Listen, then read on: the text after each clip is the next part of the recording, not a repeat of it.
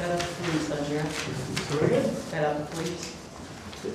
It's always freezing in this place. It's always freezing in here. Okay, folks, the mic should be on. Test. Okay, we're going to be on the air here in a moment.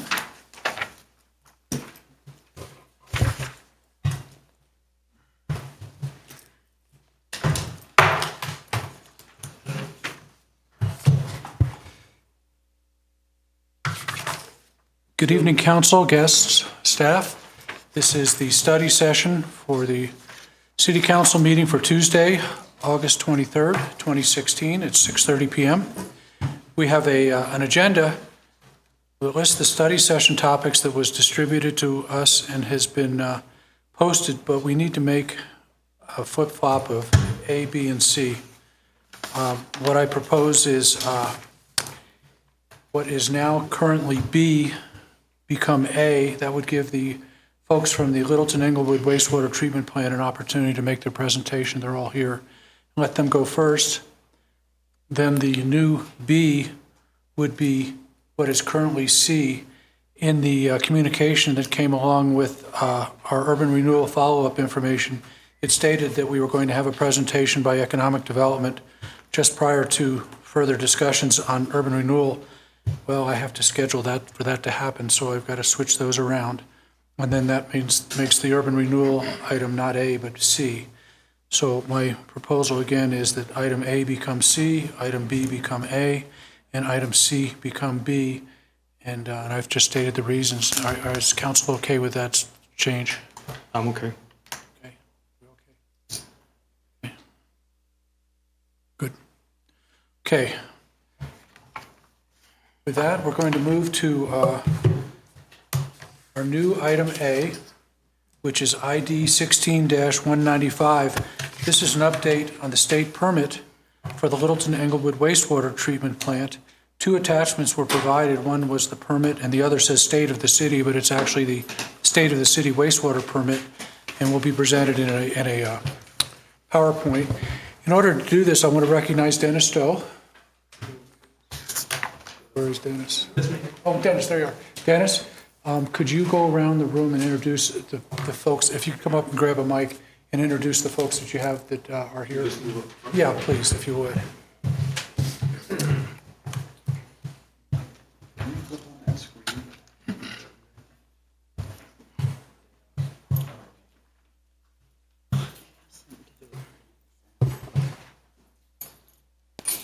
It's on. Thank you.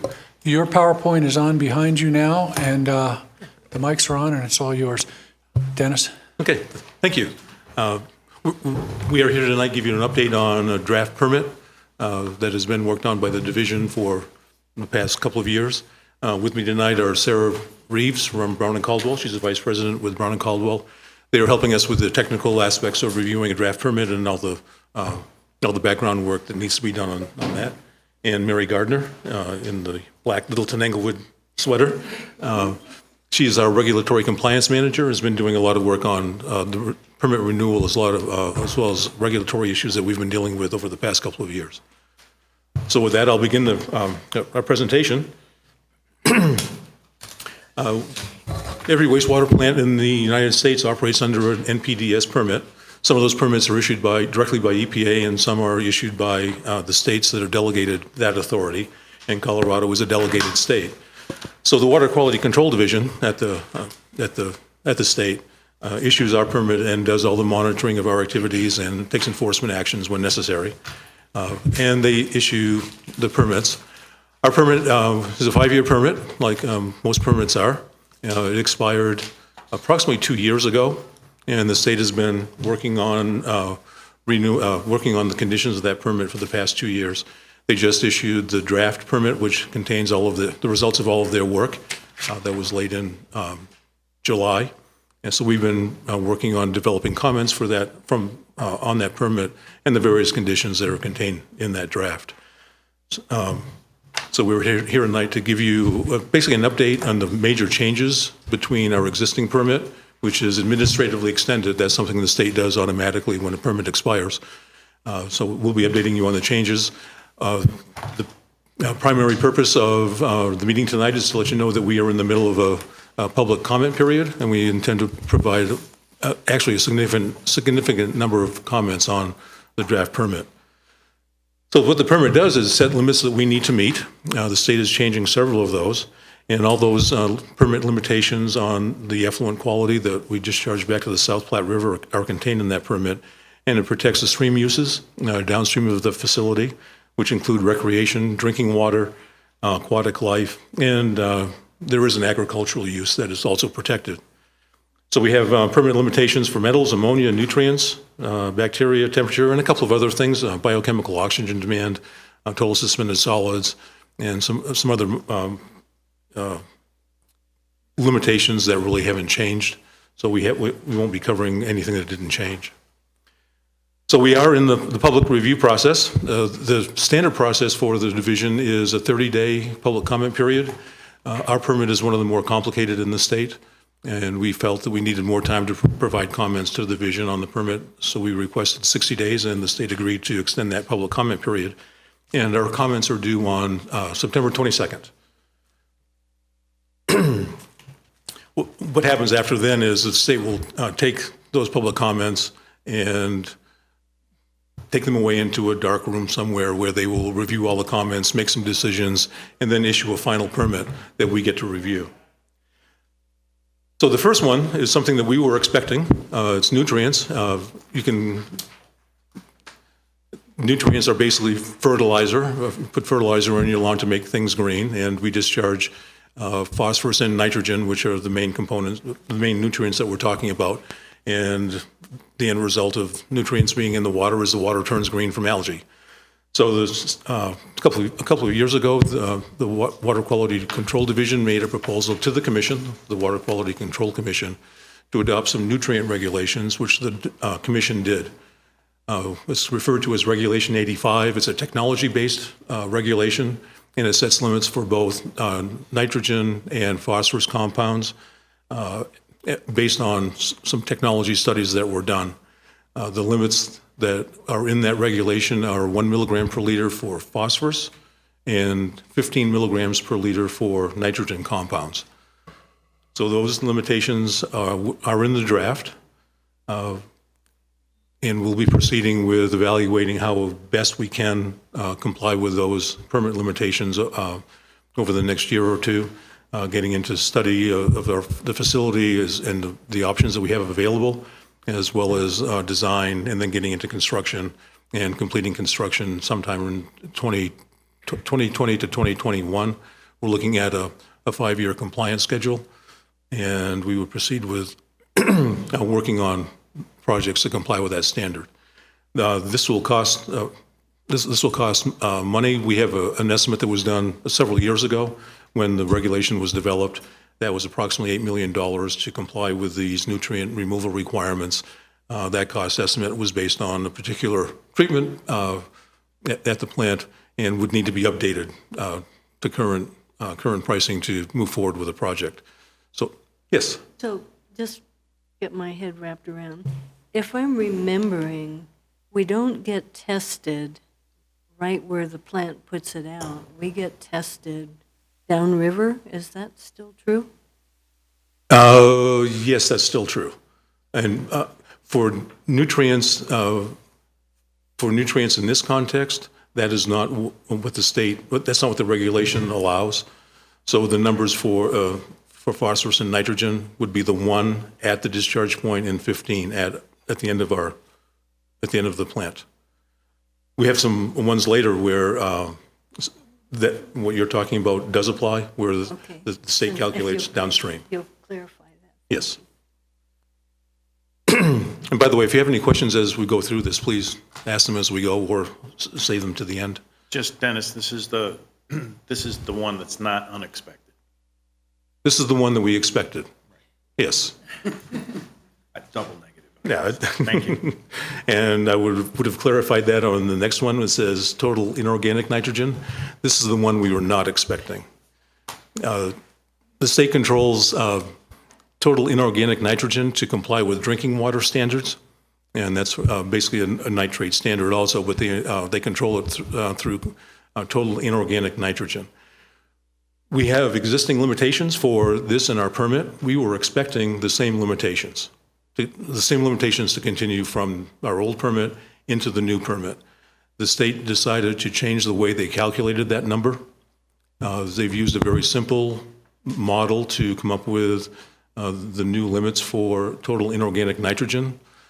And we don't agree with that change in how they calculated that limit.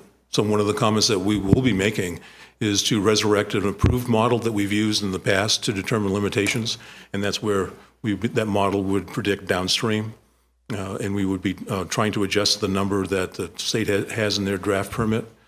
The number that the state has as the lowest number that we would need to comply with is 15 milligrams per liter. It's also the same number as nutrients, but it's a different averaging period, so it's more difficult to comply with. Our existing limit is about 23 milligrams per liter, so there's quite a change in that limitation, and we expect we can make some progress on getting some relief, something in between those two numbers. That'll require, again, additional study and, again, resurrecting the model that was previously approved by the state, but we intend to make that comment and pursue that additional modeling to get that number raised. Dennis, is this coming from the EPA, the regional EPA, or Colorado?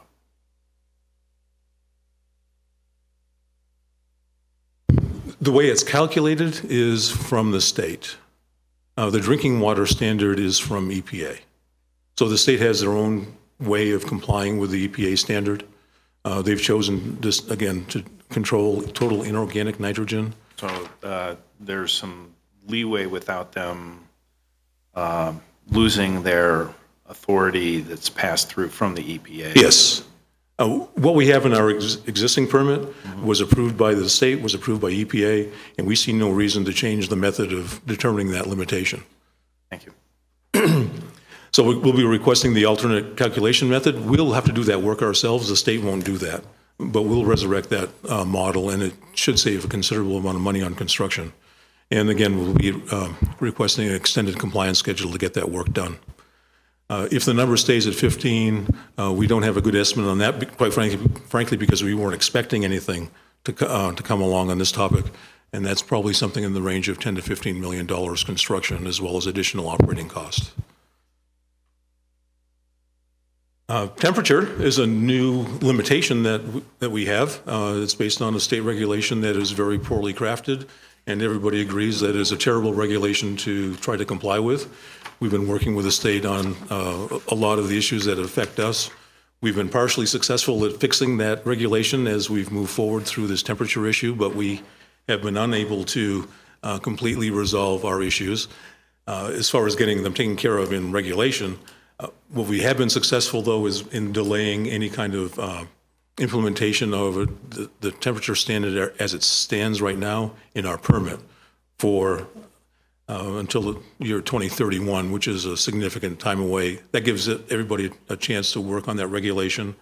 It's a really an odd situation. The regulation doesn't work. There are two temperatures, one in the summer, one in the winter, and it transitions in one day from warm to cold.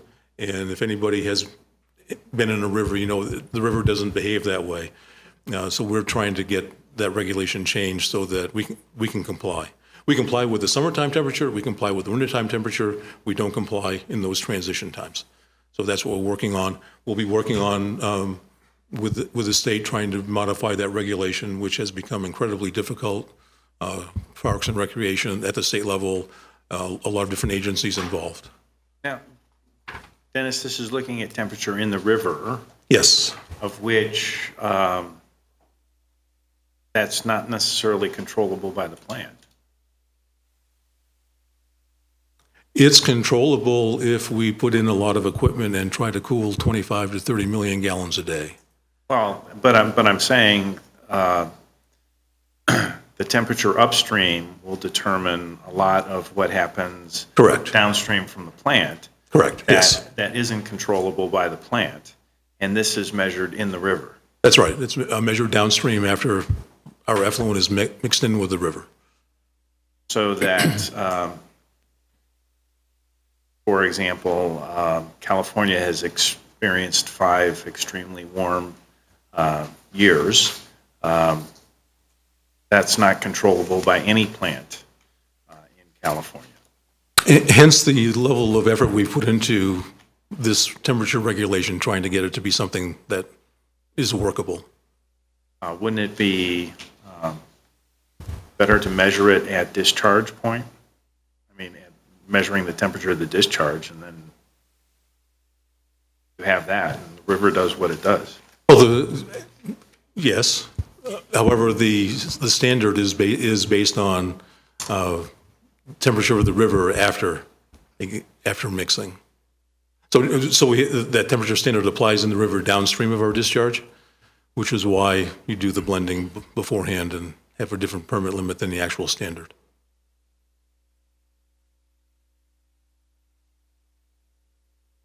One of the things coming out of a permit reissuance, each city has an industrial pretreatment program, and that's where city ordinances restrict what industry and commercial facilities can discharge to the wastewater plant. Because of the changes in the permit, we'll be required to modify those local limits. That'll require a significant study again to modify what is in the city ordinances right now. We've been given a year to make those adjustments. We believe that a little more time is needed to determine what those local limits are, and then get adopted by both cities. What we try to do is maintain consistency between the two cities as far as the industrial pretreatment program is concerned. So we want to make sure that across the service area, things are consistent as far as what can be discharged to the facility. So we'll be calculating those limits. That's required by an EPA audit that we had earlier, and is a requirement of a new permit regardless. So we'll be asking for more time on calculating those local limits. A couple of things that the state is doing that we don't agree with at all is what they've referred to as a reserve capacity. They have some requests for additional discharges downstream of our facility in Denver. The state doesn't really know how to handle future discharges downstream of our facility, so what they're doing is they're making believe that we actually discharge more water than we do. And what that does is it frees up some capacity in the river for additional discharges, but it takes away some of our limitations that we have to meet. And we don't think that the division has the ability, the authority to do that. So we're going to be requesting that they remove that reserve capacity issue from our permit. Dennis, if I may, I don't know if that's worth repeating, but this is a pretty significant issue for us in the long term. I'm kind of astounded, I guess, by the approach by the state. The changes to the permit limitations vary a little bit. It is an issue for us, but it's a statewide issue, and it's a concern of a lot of other wastewater facilities too that are in a similar situation. So we have a lot of support from other agencies to remove this requirement from our permit, and that's what we'll be pursuing. The state it's actually a bigger problem for the state. They're trying to find a solution to their problem on our backs, and we don't believe that's where the solution rests. We have flow tier limits at different discharge volumes. We have 3 different discharge volumes that we're controlled to, so they're tiered limits. So at lower discharges from our facility, we can comply with lower discharge limits. The state wants to remove that from our permit. We believe it's beneficial to the cities to have that in the permit, so we will be requesting maintaining those flow tiers in the new permit. I don't think the state was going to object to that. Their main reason for doing that was to simplify permitting, and quite frankly, we shouldn't be giving up lower limits just to satisfy someone else's idea of simplicity. We have the complicated permit anyway, so it's not much more effort. And when we requested the additional information on what those flow limits would be, the state got back to us in 2 or 3 days. It was really quick, so it's really not a work issue for them. It's just something that's just simplifying a permit. So we're going to request the flow limit of the flow tier stay in the permit. Some smaller issues, but still things that we're going to address. We did a study on copper several years ago that resulted in a limit that was in the range of 30 micrograms per liter. The state eventually even removed that limitation from our permit. In this draft permit, they've changed their mind. They've decided that we do need a limit, and based on some procedures that are approved by EPA, and they're recommending, or in the draft permit, they are including a copper limitation of 9.5, which is significantly less than the 30 that was in the previous permit. We don't believe that 9.5 is appropriate, so we'll be making comments on a different permit limitation so that we don't have to do anything as far as treatment. Is this, Dennis, an example of where groundwater in Colorado exceeds the EPA limits to begin with? No, this isn't, copper's not one of those. Okay. Selenium is, arsenic is. There are some other issues that the state, thankfully, chose not to put in our permit. Okay. So, yeah, that is an issue. Okay, not this one. Not this one. The state is making their decision based on what they have as a program called anti-degradation. And we've been working with that for a long time, and we believe the number that they propose is too low. So we'll be commenting on that and requesting a higher limit. We are currently treating for ammonia that's toxic to aquatic life. The numbers that the state are proposing are slightly lower than in our existing permit, but we believe we can comply with those limitations with what's installed at the plant already. What we're doing is making sure that the calculations they went through are appropriate and correct, just to make sure that that limit is properly calculated. Excuse me. Uranium is one that's a new limitation the state is proposing. They've been having us, it's a drinking water standard. We've been monitoring for uranium under the conditions of the existing permit. The state has made the decision that we should have a permit limitation. We don't agree with that position, so we will be requesting that. We'll be providing rationale and to support removing that uranium limit from our permit. Chlorine is what we use to disinfect the wastewater. We have a daily limit right now. It's a number that you can't measure, so we actually run tests at a detection limit that's significantly above the actual number that we are supposed to comply with, and that's a daily number. If we exceed the test method limit, we're in violation. So we haven't done that for quite a while. The state, under anti-degradation again, is proposing an additional chlorine limitation with an averaging period on it of either 30 days or 2 years. And based on our initial review, we're thinking that the 30-day limitation is probably a better one to accept. And again, that's under anti-degradation with EPA mandate behind it. If we, no matter which limit, which averaging period we take, we would probably maintain the existing disinfection system. Another new one that we have is toxicity. Right now, we are required to monitor for whole effluent toxicity. Basically, what you do is you take some aquatic organisms, you throw them in some water with our effluent, and you see if they live or die. And it's called an acute test. If you want to impress your friends and neighbors, we use fathead minnows and Cereodaphnia as the aquatic life organisms to test on. The division, and again, this is an EPA mandate also, is including a chronic test procedure for whole effluent toxicity, and that's basically a longer-term test. So instead of seeing if the creatures live or die, what they do is they see if they're happy in the plant effluent, and happiness is judged by whether or not they grow and whether or not they reproduce. So we've been running those tests so far, and we have been in compliance with the chronic limit that the state has proposed, but it is an additional limitation. So, and on whole effluent toxicity, we weren't. Our plan is to not comment on including that. It's a mandate coming from the EPA, and we've been in compliance with the limitations.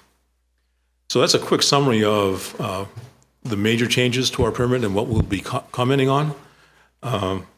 There was one issue that was we were asked to address a little bit, and that's PPCPs, pharmaceuticals, and personal care products. Basically, chemicals that essentially are endocrine disruptors. They interfere with biological processes at a pretty basic level. There's a lot of concern about the effects of the caffeine would be one, birth control pills, and just a lot of the drugs that we take fall into that category. There's a lot of concern about what the long-term impact of that is. Occasionally you see an article describing problems with endocrine disruptors. The most recent one I've seen was last week, I think it was Des Moines, Iowa, is concerned about those chemicals in their drinking water. The EPA has not really identified specific causes or specific standards, so we don't have any conditions in our permit regarding those PPCPs. The only one that Colorado is addressing at present is called nonylphenol. It's in a lot of cleaning agents, and we don't have any of those limitations in the draft permit. So for this permit go around, there are no issues regarding those compounds. So there are a few positive results of the draft permit. One is that there are fewer parameters to monitor. That's not a big cost impact for us. We have a large list of things we need to monitor for anyway, but there are fewer of those. We have some reporting requirements instead of actual permit limitations. Monitoring frequencies have been reduced in some cases. A lot of that has to do with the way the facility is performing. We're in compliance with permit limitations. So the monitoring frequencies have been reduced. I mentioned the temperature requirements. We're not required to do anything more with temperature as far as permit limitations until 2030. And if you want to make that 2031 out that far, the 1 year I don't think makes much difference. And one thing that we weren't expecting was we aren't required to remove additional nitrate at the present time. The state has tied, under that nutrient limitations, they've tied phosphorus removal to additional nitrate removal together. So we were planning on removing additional nitrate beginning next year, but we don't have to do that until we actually make those changes for the nutrient requirements. So the next steps, as I mentioned, we're in the middle of a 60-day public comment period. We're putting together our comments. We'll be submitting those to the division. I've reviewed the more significant ones. There were some other really technical things that we'll be commenting on, but they don't have a big impact on cost or operation. The state will provide a response to those comments. The state will, I referred to it earlier, go into a dark room. What they typically do is take public comments, and they don't discuss them with anybody. If they have specific questions that they need answered, they'll give people a call. But as far as any kind of input from us during that review period at the state, we don't have any input. Typically takes the state anywhere from 2 to 3, up to 4 or 5 months to resolve those comments. And at the end of that period of time, they'd be issuing the final permit. So we're expecting a final permit sometime early next year. And we will be reporting back to you on the conditions that were finally imposed on that permit. That's where we are right now. If we aren't successful in some of the things that we'll be commenting on, when that final permit is issued, you can request an adjudicatory hearing. I didn't introduce Matthew or Montgomery from Hill and Robbins. He's been assisting us in preparing these comments, but we can request a hearing. Unfortunately, the hearing officer is appointed by the Water Quality Control Division, who just issued the permit. We've been through the process before. It's a little odd that they have it set up that way. But then we can protest permit conditions at that time. And that concludes our presentation. Let's make sure there aren't any questions for Dennis. Thank you, Dennis. I do have one. You kind of addressed it at the end. Over the last few years, when we were so worried about what the nutrient regs were going to be, we had talked about taking a proactive stance in some way, perhaps in anticipation of what we thought would be a budget-busting requirement, and see if there was something we could be doing in advance. It sounds from your presentation that maybe that's a little too soon in this permit process to be thinking that way, but I'm wondering what your thoughts might be, because were you not to be successful with some of these appeals, I could see the dollars beginning to build beyond what was even what we had anticipated. Yes, when the Water Quality Control Commission adopted the nutrient regulations that we're facing in this permit, they also adopted, the nutrient regulation in this permit is based on Regulation 85, which I mentioned is a technological regulation, so the numbers are set. The second part of what the commission did was adopt what's called Regulation 31 for nutrients, and I believe that's what you're referring to, where the numbers are much lower as far as what we would need to treat to, and the costs are much greater. So no, it's not premature. We're working with several groups in the state, working forward to Regulation 31, trying to get some reasonableness put into those regulations. So we are continuing to work on that Regulation 31. And just the discussion that we had at that time with those councils seated was, not to wait and not to step back, but be even leaders if we had to be in the state, because this was pretty important stuff. We're not making a decision tonight on that, but certainly that was where we were the last time this was all being discussed. So would you keep us apprised if we need to take a stronger stance, and then we can get the two councils together or do whatever we need to do to talk about that, because that's a big deal.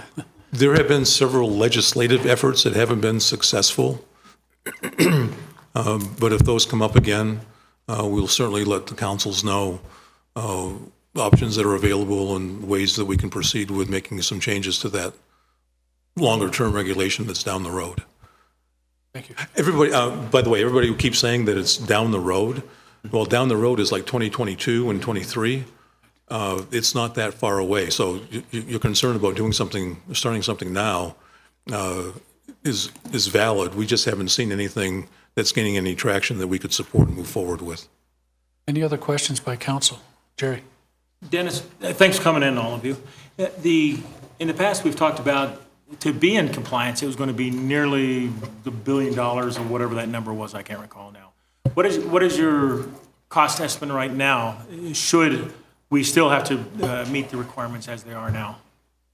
I mean, the future requirements? Yes.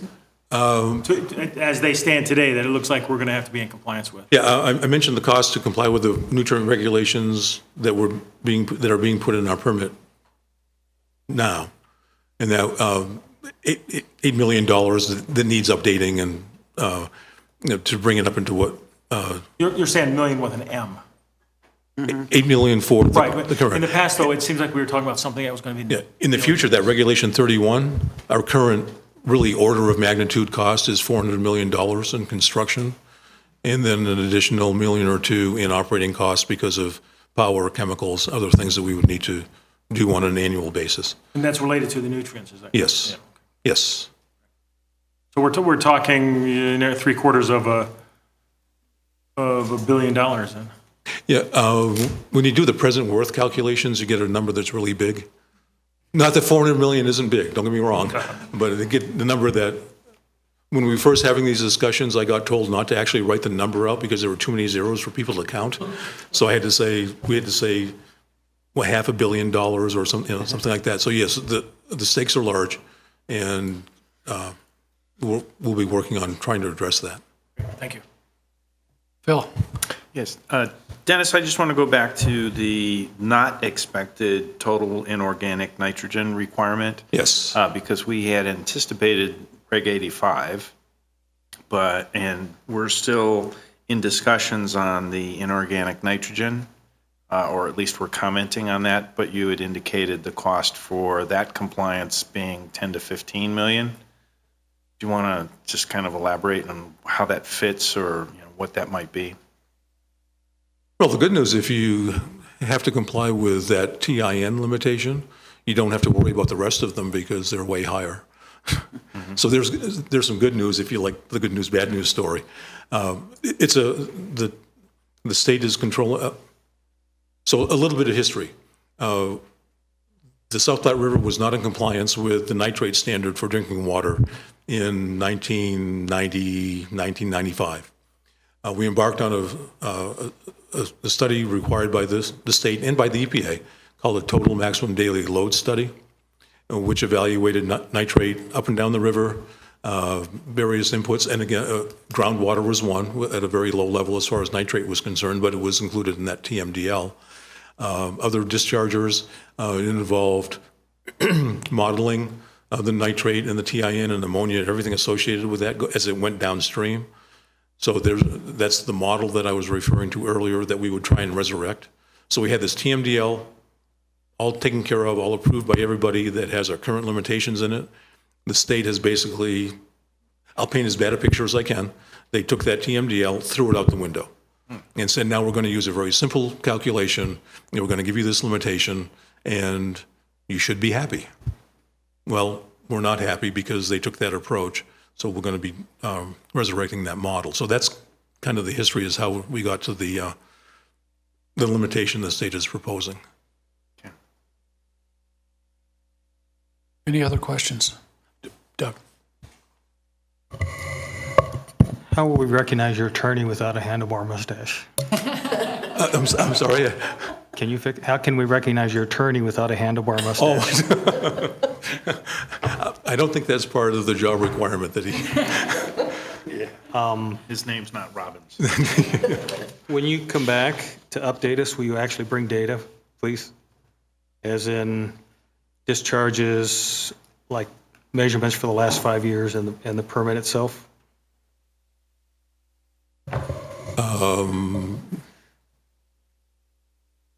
You say here that after the permit's issued, you're going to come back and update the council?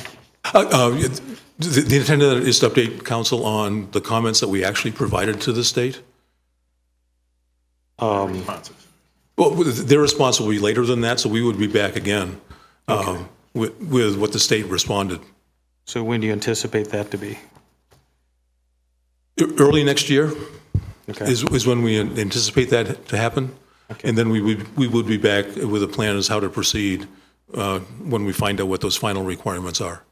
And so I'm assuming there's no actual budgetary requests associated with this until next year? Yes, there is. In the budget that we're proposing, we are putting in $500,000 to start the work on the TIN, the total inorganic nitrogen study. We're putting money, we have money in for beginning the evaluations of treatment processes to comply with the regulation and possibly even starting design. So we do have funds available. We do have funds requested in the budget to proceed with that work. Okay. I'd like to, before we approve any budget for funding, I'd like to see what the current discharge measurements have been for the last 5 years and what they're projecting the actual measurements to be on the permit, please. I'd be happy to work with Dennis and his staff to Sure. try to find that data. Thank you.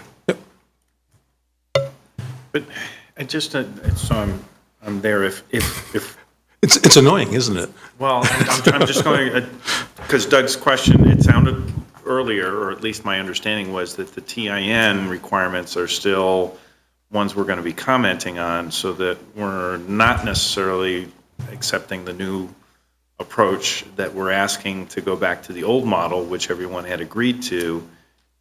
And at least my conclusion on that, so you can modify that, was that there wouldn't necessarily be additional cost for the TIN. That would depend on how the modeling turned out and what the modeling determines and what the division accepts. Quite frankly, the modeling may show that 15 is not appropriate, but maybe 18 is.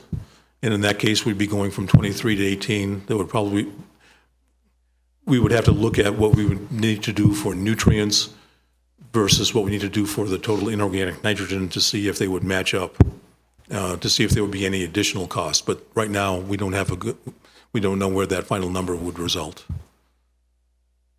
So your expectation is there'll be some TIN cost requirements? It would depend on, again, it depends on what, how, when we comply with the nutrient number, we'll be adding nitrate removal equipment. If that addition satisfies the TIN requirement, then there would be no additional cost. If that additional equipment that we'd be installing doesn't meet that TIN requirement, there would be an additional cost. But we'll determine that when we get the final number and do an evaluation on the treatability. So is the 500,000 for testing for TIN premature? So we know what the number is going to end up being? Well, our plan is to do that analysis so we can get the lower number. If we stand pat and don't do anything, we have no argument against what the state has done because it's so simple and straightforward. So we have to go to the next level, which is allowed in regulation. So we believe we're on firm ground by making this request. And then we would resurrect that model to determine a better number for us. Any other questions? It's Peggy. So, do you have an idea how these regulations are affecting other districts? In the same way. No, so they're probably experiencing similar percentage increases? I can safely say that Dollar amounts, I mean, percentage costs? on a relative size, yes. The regulation that's being included in our draft permit and will be in our final permit is a statewide regulation, and it affects I believe it's 44 largest wastewater plants in the state. Since we're number 3, we don't think there's any room to get out of that. But yet there are at least 44 other utilities that are facing that the same issue. Some of them, quite frankly, are smaller facilities on larger rivers will see less of an impact. But if there's a utility that's in the same situation as we are, they'll be seeing the same costs. Thank you. Mr. Mayor, if I may, just maybe a quick comment. Maybe this is obvious, but obviously as we go through the permit and try to understand kind of the impacts of these limits, we're also trying to understand how that affects the rates to our customers over time. And so when we get into the budget discussion here a little later this fall, you'll see that, we have a pretty healthy fund balance here in the short term. But we've anticipated some of these costs over time. And so now we're going to be looking and trying to fine tune that. Some of that discussion and some of that analysis will happen, quite honestly, next year, but at least we're doing a little bit of that sensitivity analysis here in the short term. No further questions. Dennis, thank you very much for your presentation. We're looking forward to good news in the future, hopefully, from Well, your appeals. I'm pretty sure the 3 of us appreciate you not killing the messenger. We did that before at the plant when the two councils met, if you remember. Yeah, thank you very much. Thank you. We'll take a moment and allow the item B to be set up. Let's take about 2 or 3 minute break.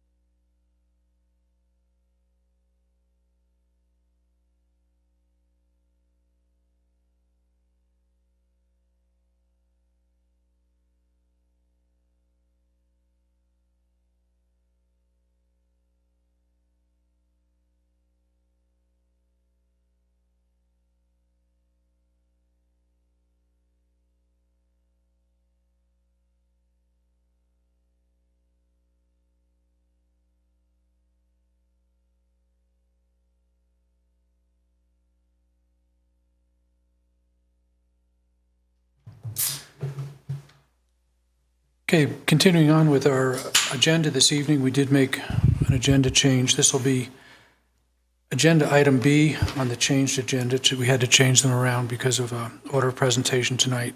This is ID 16-197, an Economic Development Department presentation. And I'll turn it over to the Economic Development Department. Good evening. I'm Denise Stevens, Economic Development Director. We're here tonight to just kind of give you a basic update on our activities, and we thought it would be nice for you to actually hear from one of our business owners that we have worked with. This is Pete McClintock. He owns Lewis and Cluck in downtown Littleton. Pete? Thanks, Denise. I thought it would be certainly a noble thing to do to come in and say a few good words about the Business Development Resource Center. I've got so much help and support over the short amount of time I've worked with them. I'm glad to put in a plug. My store opened up in April, and of course, an exciting time and a busy time between sourcing and trying to find vendors and how to merchandise things and point of sale systems and getting all those things all lined up. And then after you get past all that, there's the compliance part. Well, actually, I did the compliance first, I should say. But the city website was tremendous in that for guiding us through the process. You need this license, you need the sales tax, employment items, those kind of things for all the startup and compliance items for taxing and licensing. Then it got to the point where, okay, now we're in business. Now we need to find a way to get customers into the store. So I reached out to the business development team and set an appointment and spent quite a lot of time with the whole team. It was Denise, Eric, Rekha, and Garrett all met together, and with the notion about how to drive customers into the store. So they provided several wonderful ideas, some things that I never thought about. For instance, sponsoring a meetup group for people that own chickens or horses or something, to find a meetup group to sponsor something like that to drive business in. Work with the Audubon Society. And in addition, we talked about some other electronics, some social media type outreach things, Facebook and the webpage and so forth. And at that time, there's an offer to go over our webpage and identify things that were good, things that needed help, things that could increase our searchability in Google. Google Analytics got installed all at the same time, which is a tremendous help in any kind of marketing effort. Actually, we're going to get together here shortly to go over Facebook and some of the ads in Facebook and directed Facebook marketing and those kind of efforts. I can't say enough how wonderful it's been to have this resource available. The Lunch and Learns, the email marketing campaign, how beneficial that can be and how powerful that can be. I got certainly some help with the new sign regulations and merchandising on the sidewalks. I didn't quite make it for the Wayfinder signs, so I did get to apply for a permit to have some merchandise on the sidewalk, and hopefully that's in the works. And then one thing that's tangible out of all this, it's good to have a good website and good Facebook presence and all those kind of things. But one thing that Denise put me in touch with, Steve Anderson, who is the Littleton Historical Museum farm manager. And thankfully, this is a second week now that Steve's been our customer, so he's getting the feed for the Littleton Historical Society from Lewis and Clark now, which is kind of turned a corner there and start to get those commercial accounts has been a big thing for us. So I just want to thank them for their support and their service, and how wonderful it's been to have such a resource available at no cost. Thank you. And you have to go into this store. He has great products, and you can even get a leash for your chicken, so. Thank you very much. Yeah, but Pete, the one thing I've seen on the trails has been someone down the Greenway walking their parrots. Do you provide the stroller and carrying items that someone might use to walk their chickens? We can have those next week. If you need it, talk to Pete. He could get it. So if I'm remembering, when I talked to you, you made it quite clear that if you don't have what somebody wants, then you will stop that. That's very true. And so knowing, not having been there personally, but been past and whatever, so I said to my husband, go down there and see if he carries what we buy out of town and drive a great distance to get. And he goes down and by golly, you have what he wanted. You didn't even have to special order, whatever. So everybody should check you out. Well, thank you. Thank you. Okay, thanks, everybody. Thank you. Best of luck to you, too. I think the last time we updated was maybe last October.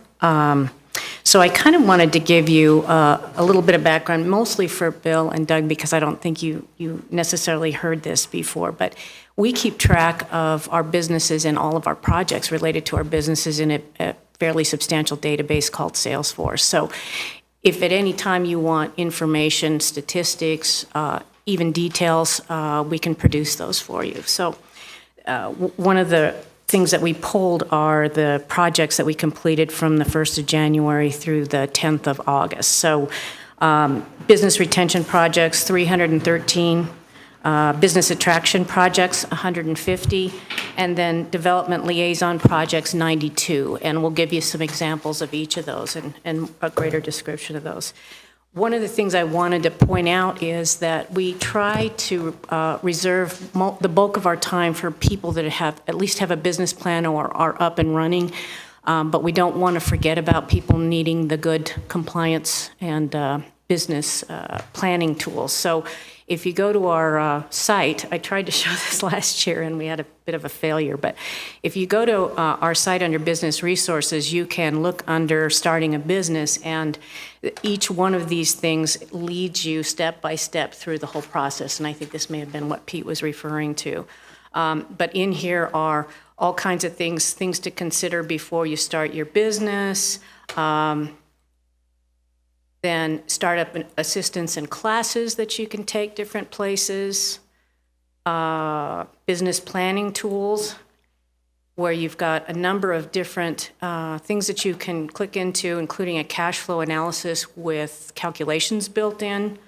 All of those are downloadable, so anybody can pull these out and fill them in and get their information at hand. So that's just a place we can send people in the very early stages of what they're doing. So one of the things I wanted to point out is that we try all the time to do a lot of outreach and think about what we're doing and change, evolve with the business needs. So a couple of things on your sheet, some new things in 2006.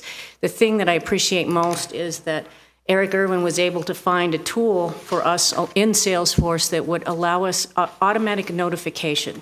So anytime we enter a new business, in 30 days we get a flag, an email that goes to all of us that this is a business that started 30 days ago.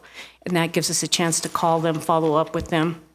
And it also is a flag for businesses that we've done a project for. So 30 days after we've worked with somebody, we get a flag and we get to follow up. And this includes business owners and developers. So it allows us very regularly to stay in touch with people. And that's only something we've been able to do probably in the last few weeks.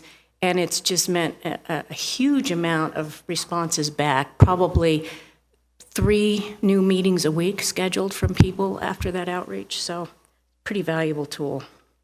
Also, beginning this fall on an annual basis, we're going to actually send a postcard talking about the services we provide to all of the businesses that are in our database. We don't necessarily have email contact because people are allowed to opt out of our email communications, so they would get this instead if they're not getting that. We've been working with IS and the finance department, and we're rolling out a web-based business sales and use tax application that'll be easy to complete, and it allows for more efficient internal processing. So we won't necessarily take in a physical form every time and then have to pass it for whether or not it's a home-based business, back to upstairs, and then down to us. It's going to be a way to distribute this information to the departments who need it. So, also, we're pretty proud of the fact that we follow up on all inquiries within the same day or within one business day. A lot of this is about building relationships, and I think we have a really good reputation. People, even if they're not necessarily looking for something from our department, they contact us regularly because they know that we'll get back to them quickly, provide them with an answer, or a contact within the city that will also get back to them. We respond to inquiries from site selection, inquiries that come down from the state of Colorado. I think I've told you all about this, that the state has requests from national site selectors for locations for potential businesses. This is a real challenge for us because a lot of what's coming down through the state is large businesses wanting great big footprint lots or existing buildings, access to rail, things that we just don't have. But we do check out all of those prospects, and those that we have something that would work, we follow through on.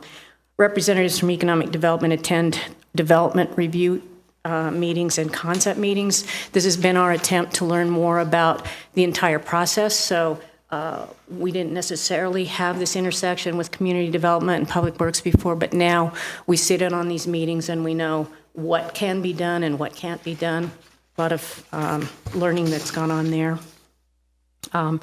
Community and economic development, we schedule exploratory meetings with developers. So we have a representative from the planning department. These are very early stage things.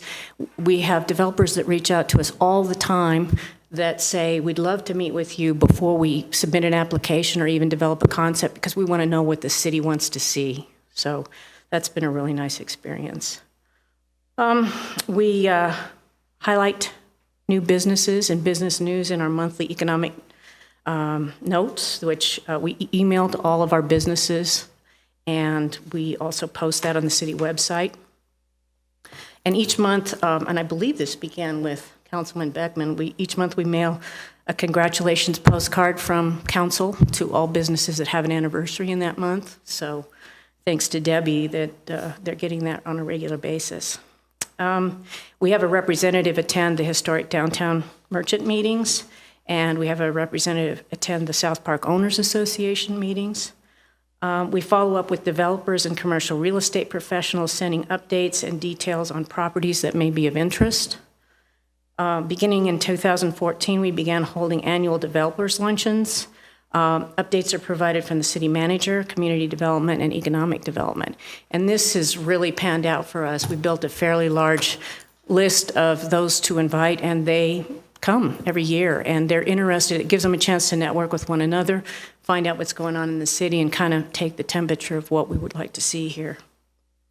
And then we stay in touch with property owners and managers, letting them know about our services, potential tenants, and the revitalization grant.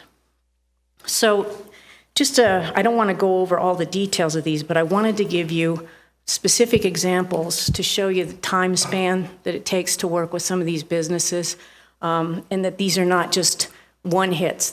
Once people work with us, they come back to us fairly regularly and ask for additional assistance. So a couple of examples. Graceful Cafe, I don't know if any of you are familiar with that, but they opened up in June over on Curtis Street. Very interesting concept. It's affordable breakfast and lunch, and it's you can donate money to help people who can't afford a meal. Lady that runs it, Heather, is a very, very nice person. But we started working with her back in 2015 and have provided a variety of services.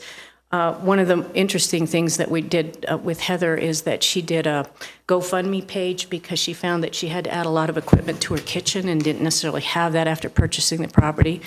But we reviewed the page and were able to help her kind of step that up.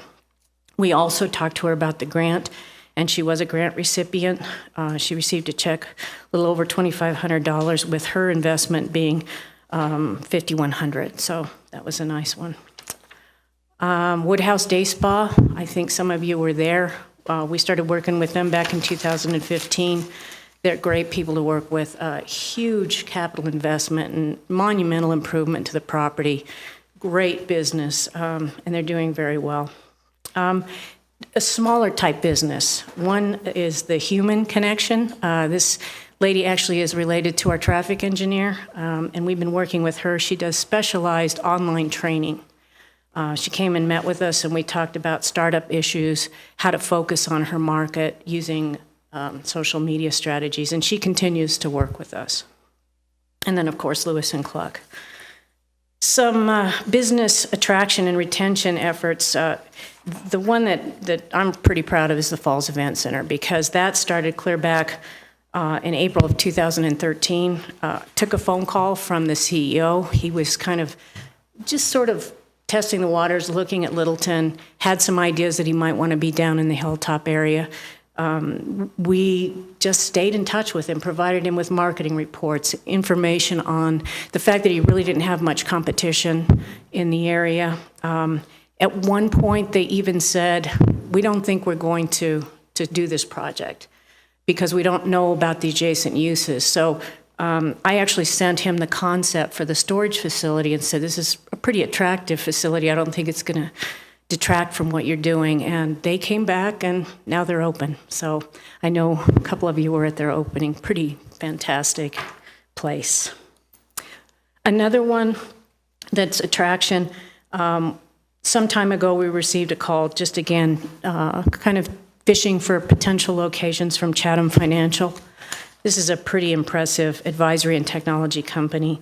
And they eventually decided to rehab the old Kiewit building. And so they've done a really nice job on that. So working with them in 2015 all the way up until July, they announced to us that they were going to be open and have an opening in September.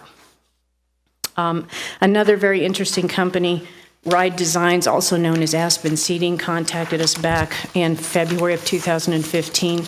They were located in Inglewood. We notified Inglewood that they were looking for a different location. That's what we do as a courtesy to one another. But we met and discussed specific locations, and they decided to land, and they opened their facility. And a couple of things, we took the economic development staff and the council, a couple of council members to tour, and have done blog posts for them, mentioned them in our economic notes, and I think they were mentioned on the back page of the Littleton report. So, in View House, I didn't want to go into specifics here, but we've worked with them for a long time, since 2014. Just had a meeting with them yesterday. I don't know if you've noticed, but they are under construction, so they will be opening. So we're pretty happy about that. And Angelo's as well. Pam Hall with Community Development just stepped across the hall one day and said, you know, they were looking at a site and that fell through, but maybe you want to get in touch with them. Same thing, you know, the whole staff just started communicating with Craig, and I think he said maybe even tomorrow he would be opening his doors. And I don't know if you've been down there, but it's a really beautiful facility. So a couple of other things, these are different. We have I don't want to identify this yet because they haven't found a location, but we have a frozen treat manufacturer that has headquarters here, but they want to see if they can find a location where they can manufacture product and distribute product. And so we've been working with them and actually reaching out to people in different locations like South Park to see if something like this would work down there. And so we still have hope that they'll be able to do that here. Another entity that we've been in touch with is what I would describe as a Main Street shoe store. And their model, they're actually from the Midwest, and their model is to bring in sort of a Main Street hometown shoe store that accommodates that community. So they stock the kind of shoes that that community seems to want, particularly in an area. So if they would locate, say, in Littleton Village, then they would probably try to accommodate the footwear needs of people in the hospital. Or if they were downtown, maybe they would do family shoes, but they model it after whatever the community seems to need. So we've sent them several potential sites and had some phone meetings, and pretty soon they're supposed to be out, and we'll actually take them around and look at sites. Provided marketing reports for all the potential locations too, so they can see if it's viable. Excuse me, I'm losing my voice.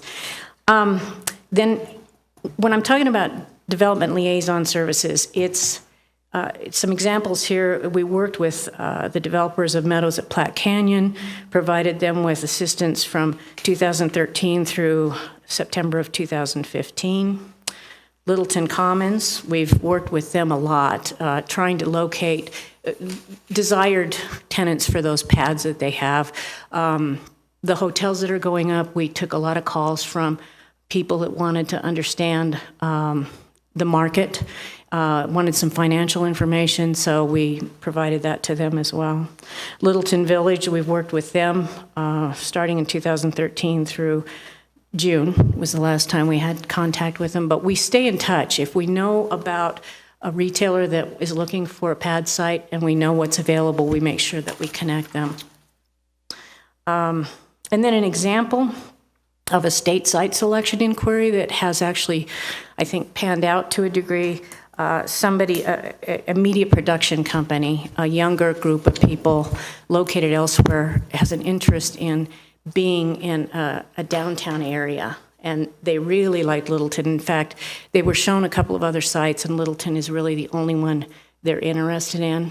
And so we provided them with that location information. It's not on the market, but we contacted the owners, and they are willing to show the site and maybe talk about a lease agreement. So that would be very interesting to see this particular property take off. So. And then finally, every year we offer between 4 and 5 business lunch and learns. We've had 2 already. Terrific tech tools. People love that because we go out and we look for either free or low-cost tech tools that can help them operate their business. We had 16 attendees at that. New rules for email marketing. We had 24 attendees. These work as information sessions, but it's also outreach, and we always get people from those education sessions that want to come in and work with us as well. So the next one that we're going to do is how to increase retail sales with proven merchandising techniques. Councilman Brinkman had talked about maybe we could figure out a way to draw in some of our retailers that would benefit from, maybe even holiday windows or things like that, and that's what we're working on now. And then finally, one that we offer every year is this maximizing your online presence. So people like us to redo these every year, and then we kind of go from 101 to 201 and so on. So. And then we just wanted to mention, I know that not everybody loves this, but our downtown wayfinding won the Downtown Colorado Governor's Award, and this is mainly due to good management through Public Works, but we were able to save quite a bit of money and won't have to go for a request for next year. So that's it. Thank you, Denise. Questions for Denise, Phil? Denise, one of the items is there's a lot that is pushed out communication, but you mentioned staying in touch. There's a lot of businesses that aren't participating. How do you and your staff reach out to kind of find out what's the temperature of those businesses, who might be at risk, what we might be able to offer them in services that sometimes when they're in their transition periods, they're not the best at reaching out for help? Well, part of it is this automatic notification that we're going to have. The one that I talked about where if we've worked with somebody, we'll get a flag at 30 days. So that allows us to go back and find out if they've been able to work some of our strategies into their plan and whether or not it's succeeded. The other thing that we're talking about is this postcard mailing, and what we'll do is we'll kind of divide up our business community into sections and have representatives from our department go out and actually call on these businesses. Probably we'll start with a phone call, but we'll make site visits as well. And one of the things when Paul Washington was here from Denver, that he mentioned that Denver has is looking at lease expirations, particularly, what is the business's plan? Are they re-upping or looking for a location? Do we have the ability yet to kind of track the lease expirations and working with the commercial realtors or property owners? We're starting to get there. I think I've mentioned before that one of the most challenging things is having property owners and property managers trust us enough to give us that kind of information. An example of what you're talking about would be when Woodlawn was purchased by another company. We reached out to the new owners. They came in and met with Jocelyn and Anastasia and myself, talked about what their plans were. And so when we know that somebody's lease is up, then we find out if they plan to stay. And if not, then we reach out to people that we think might be a good fit for that location and let the property owner know. So that is a really big challenge, and we're always trying to work on ways to get more information. But it is, kind of a delicate situation. But it can reap large dividends. Yes, it can. Questions for Denise? Bill? Denise, do you still do the zip code tracking where you can find out where people's shoppers come from so that they can then track or concentrate their marketing in those areas of town? Yeah, that's one of the things we offer them. Part of that is we can do expenditure reporting that's generalized, or if they have a list of their customers, we can also plot those and then give them information on where most of the money tends to come from. And surprisingly, a lot of times it may be farther away from your store than you think it is, but that's something that Eric does regularly for businesses. Do we have any idea how much of the retail sales in Littleton come from Littleton citizens versus outside the community? In other words, are we a beneficiary of demand generation, or are we not? Well, I think the only realistic thing you can look at is those leakage or gap reports. I think we produced some of them some time back to show you. So what we can show is what people are having to leave the city to buy because it may not be available.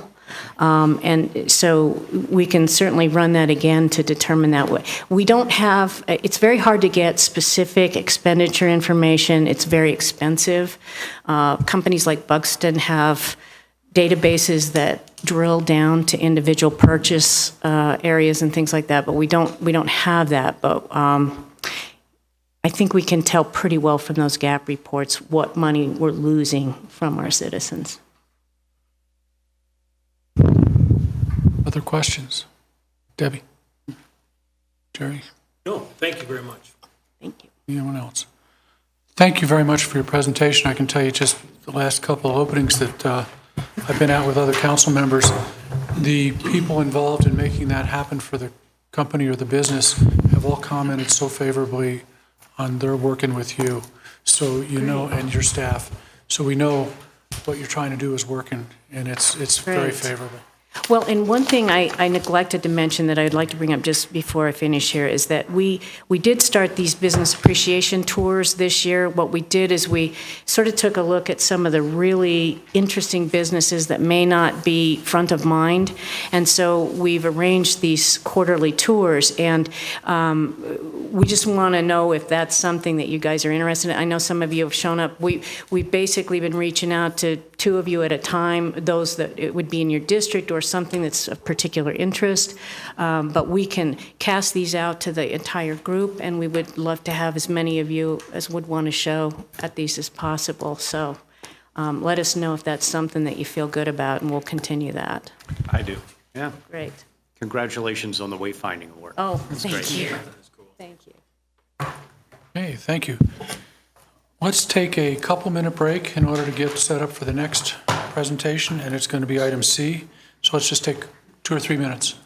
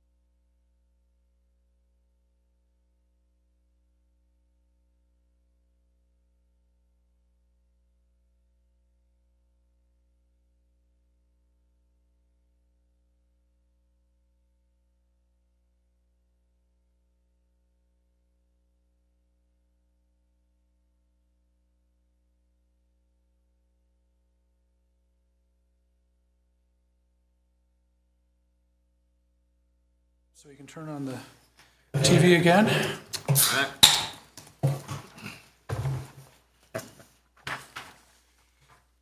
Continuing with our study session, this brings us up to the third item C. It was previously item A. We had to juggle them in order for presentation tonight. This is ID number 16-193, Urban Renewal Follow-Up Study Session information. There were a number of attachments included and distributed, and the Deputy City Manager, Mike Broughton, is going to make an introduction to this topic. Sure. Thank you, Mr. Mayor. Mike Broughton, Deputy City Manager. So this is in response, what I'm going, you have in your packet a memo that was in response to questions that were raised at the previous study session.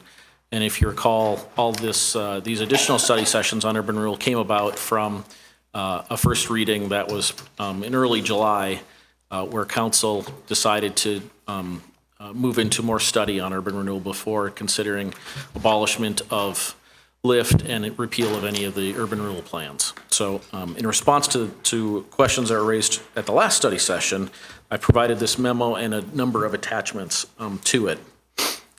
So first off, benefit to property owners was a question that was raised at the last study session. Of course, if you own property within an urban renewal area, an urban renewal plan area, you're eligible then potentially to receive benefit from the urban renewal through increment. And that would be done through an application process to LIFT and determination by the LIFT board on whether or not it fit with the urban renewal plan. In addition, you could benefit in other ways if LIFT were to pursue any additional public improvements within that plan area that may benefit your property in whatever manner that could be. Streets, infrastructure, just in general, new development that may assist in raising the value of other property, et cetera. There was a question about possible options to finance infrastructure needs outside of urban renewal. And I provided in that memo a list with very brief explanations. They're not inclusive, and some of them you may not like, and some of them you may like. It's just an options list. There are a number of fees there. There are taxes. There are special improvement districts. There are also other options that might include metro districts, depending on the property being discussed. It could be a PIF, public improvement fee. So there are a number of options, and I'll run through a few of them quickly. So historically, council has transferred general funds to capital to address infrastructure issues. And that could be a continued movement on council's part. You'll see as we move into budget that, that this will be becoming a little bit more difficult as our revenues maybe aren't there to be transferred into it. And if so, that would move into a council discussion on services or what you may want to continue or discontinue that we currently do. The City of Loveland has a transportation utility fee. This was discussed with council, I believe, last year or 2 years ago. It provides an option to essentially make your streets a utility similar to the sewer utility, something like that. And fees are then developed through a study process, similar to what we went through with impact fees. And then from there, council would have to act on those. There is support, at least through the citizen survey, for both either a sales tax or a lodging tax, which could also address a number of issues.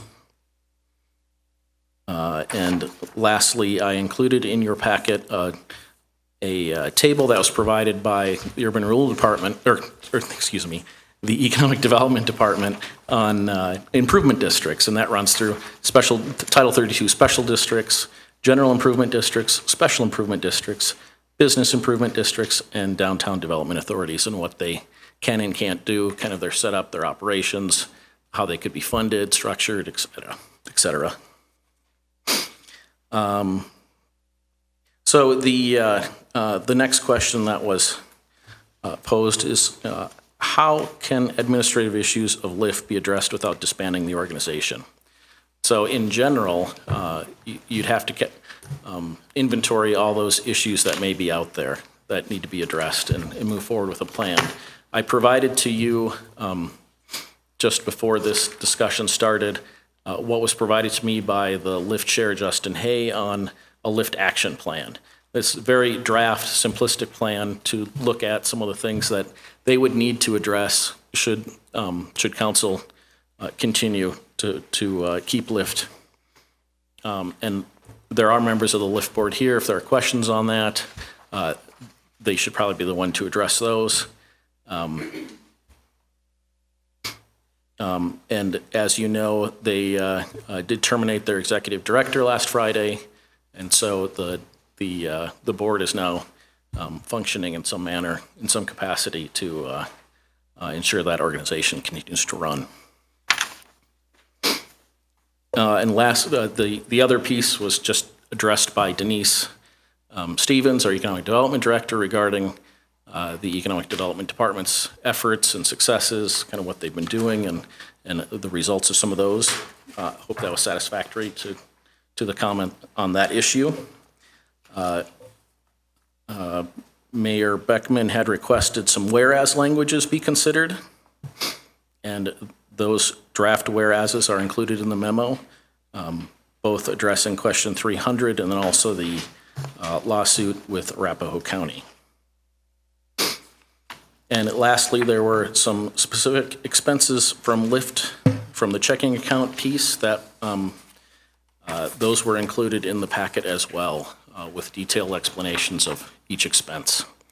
Again, the LIFT board approves those expenses and any of their financials as well, so they're aware of those expenses. That concludes the piece on the memo. I'm happy to answer any questions, but ultimately, what staff needs from you is direction on what to bring to you on October 4th. I've provided in the packet again a list of all of the ordinances, the original ordinance to abolish LIFT and repeal all of the plans, and then also the individual ordinances to abolish LIFT and then repeal each of the plans separately. So ultimately, what we are asking from you is, in addition to that whereas language, what do you want us to bring on October 4th for first reading? With that concludes my remarks. Okay, thank you. Mike, we will need to discuss in a moment the two requests that you have for specific information. One is, you just said, what ordinances do we want staff to bring to the first reading in council meeting, in the open council general meeting, and the other is the whereases that I had suggested. I want to make sure there's some consensus to having those included as an edit to the ordinances that are brought forward. So we have those to discuss in a moment. But while Mike is asking, are there any questions that Mike could answer now of what he's provided? And then again, looking down that list, reviewing what he's provided, those were items that Mike worked on, so he has some profound knowledge of them. Bill. Mike, you've outlined a number of options on where funding can come from infrastructure, but we don't have the answer to those yet. Correct. Yeah, the options are spelled out. It would take direction ultimately from council and to move forward with anything. So absent those, we have a tremendous overhang that Public Works Director Ralph has presented to us. Correct. He wears multiple hats, I know. But we don't know where the funding is going to come from yet. Correct. I think you'll see and hear in the budget process when we move into that here in a few weeks that we have a challenge moving forward. 2017 should be okay, but moving forward we have issues.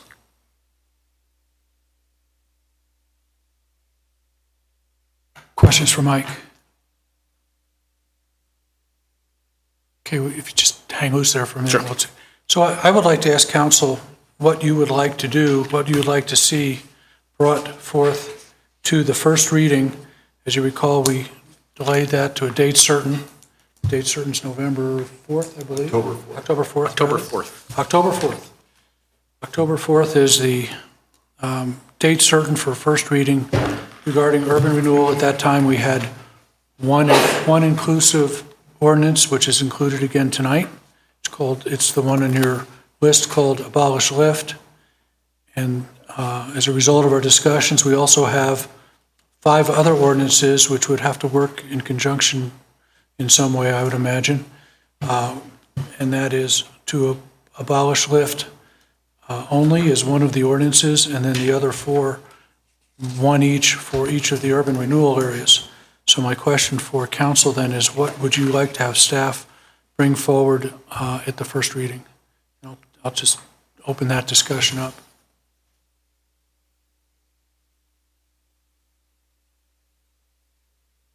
I would prefer to abolish lift in all 4 urban renewal plans, actually all 5 plans. As one ordinance? Yes. As one ordinance, and that would be the one that says abolish lift. And if I could add a little discussion and for Mike to add into this, should the decision be made to abolish lift, but in some fashion maintain an urban renewal area, that's a challenge. There's a challenge to that because we need to have a lift for the urban renewal area. So just when we're talking about not doing them together, you need to understand there is a relationship of them together, and if you could talk about that. Correct. You have to have an organization, we have to have the organization there to manage the plan. So if you were to abolish 2 of the plans and keep 2 of the plans, you would need the organization to remain in existence.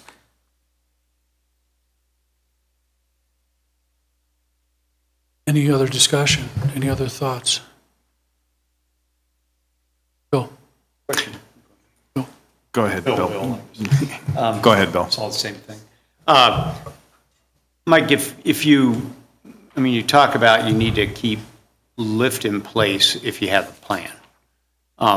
Is there anything that says you can't strip it down and rebuild it up?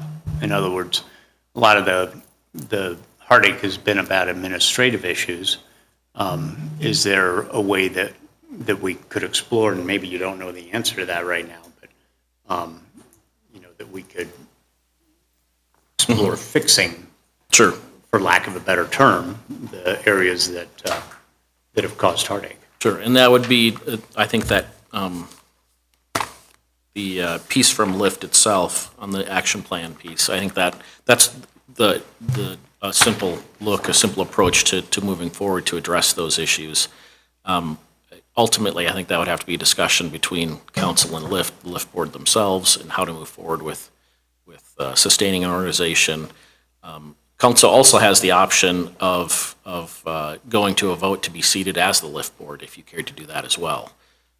So that can only occur at a general election, which would be, the next option would be 2017. So.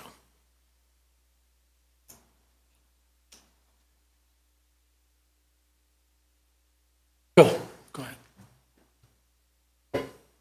At this point in time, Mr. Chair, I think it's premature to be in a position to abolish anything until we actually know where our future funding is going to come from.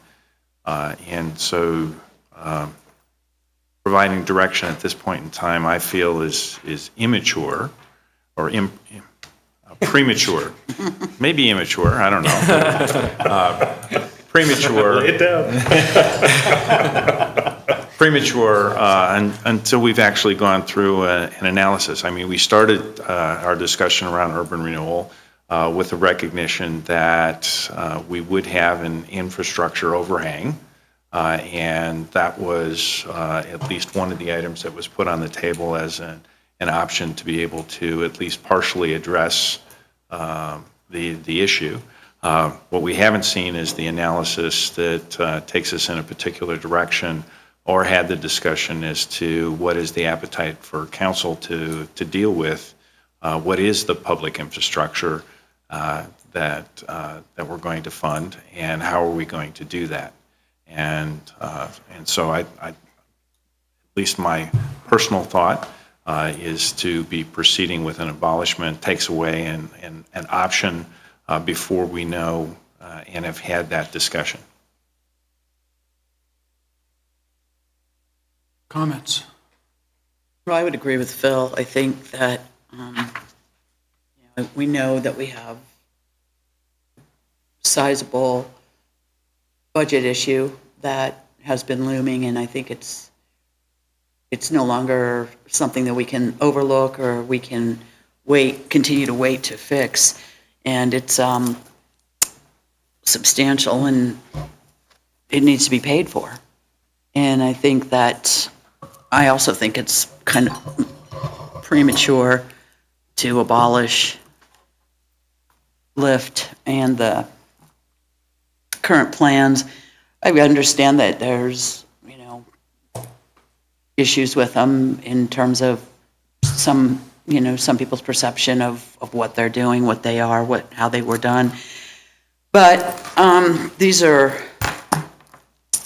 is a process that went through about 3 years of approvals, had anywhere between 3 years of study and work, and it's, excuse me? Pam, do you mind? Pam, please. This is a council discussion. Started this conversation with the opportunities that it would provide the community. And I think that it's been through council a number of times, the planning board a number of times, the LIFT a number of times, a number of attorneys, professionals, consultants, and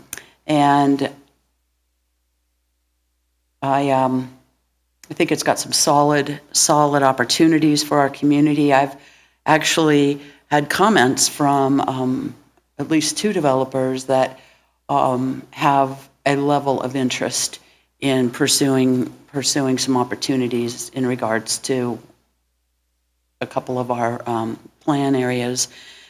So I think it's premature to kill it, to make it go away. I think that the LIFT board, as we talked at the last study session, there's clearly administrative concerns, and I think the opportunity to replace the executive directors is a great opportunity for us.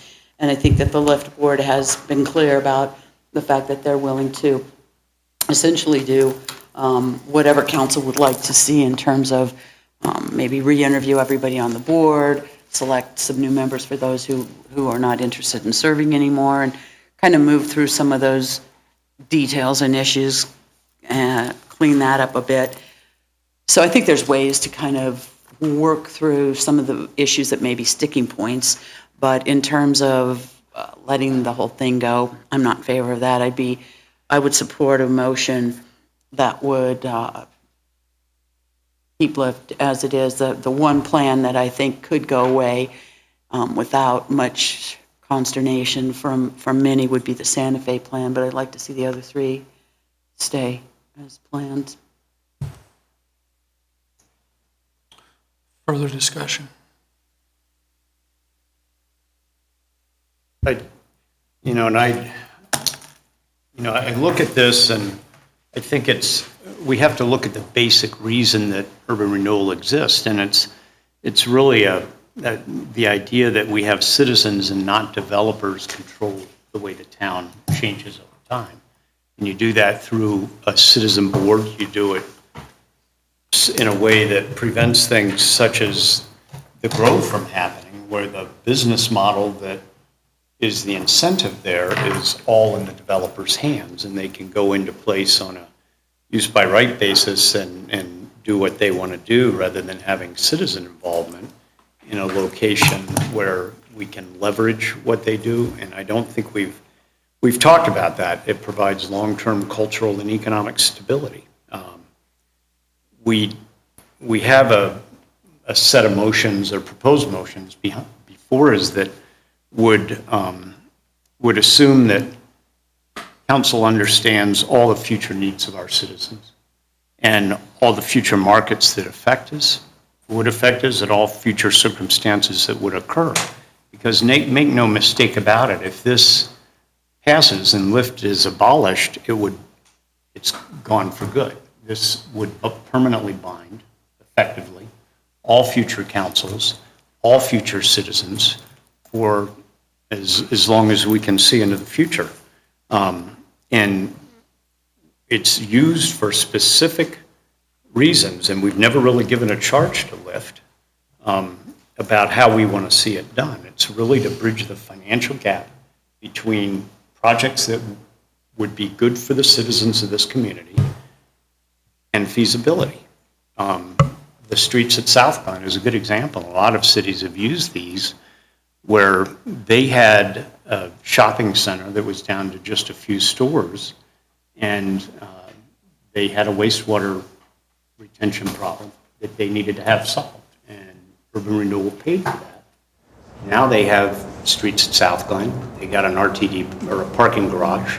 They got RTD stops. They have transportation for their citizens. They have a dynamic lifestyle center there that would not have been there before without Urban Renewal. So those are done in lots of towns, Arvada, Aurora, a lot of the cities have those. So we've got areas that are ripe for that. I know in my district, I'd love to see Columbine Square come to fruition. I know, the declining centers on Broadway and Littleton Boulevard. I'd rather see development helped in a way that benefits the community rather than more shopping centers with massage parlors. And this, to throw this out in this manner is to throw out more than the baby with the bathwater. It's to permanently bind it. And we've had that pointed out by some of the people in this council who've gone along. So this becomes should not be a political decision. It should be a business decision. Do we want our citizens to have more options in the future rather than fewer options? And it's about possibilities. We can put the Lyft board on life support while we fix administrative issues. Those seem to be most of the issues. And it shouldn't be about philosophical differences or because we haven't had to use it before or because we just don't like the way it's been administered or there have been administrative problems. It's a way to keep control of the city's long-term development in the hands of the citizens. There were a lot of complaints about the Grove. If that had been an urban renewal area, we could have leveraged setbacks. We could have leveraged building step backs. We could have reduced the visual impact of that building. And I think our citizens deserve that kind of option. It would be irresponsible and also a fiduciary neglect for us to take that away from our citizens and our future councils. So I'd favor an ordinance that keeps the plans in place, puts Lyft on life support until we can get that where it needs to be, and give our city options in the future rather than taking them away at a time when we're looking at, cutting services. I mean, if we do away with all these with options, is council going to have to consider cutting senior services? Are we going to have to cut things that we don't anticipate? Where are we going to cut? This is removing the economic opportunity. I mean, no doubt about it. There's a long history of that. So I would say that we need to consider at a time of, especially with declining revenues, it's a little bit reckless to do this in this way. We need to have a way to have this available for future councils and future citizens. Comments, Peggy? Yeah, so I'm not agreeing with Bill. We just had the opening of the Falls Event Center. We're going to, at least some of us, are going to a ribbon cutting of another very fine project in southwest Littleton in a couple of weeks, I think. We have the Grove. Whether everybody likes it or not, we have that. We're seeing some really good things happening in Littleton without this. As far as I know, there's going to be a project coming forward at Columbine Square based on, all right, Carol's saying she can't hear me, so I guess other people can't. We were contacted, at least some of us, about a project somebody wants to put at Columbine Square. So it seems to me we can do some things. We are seeing projects.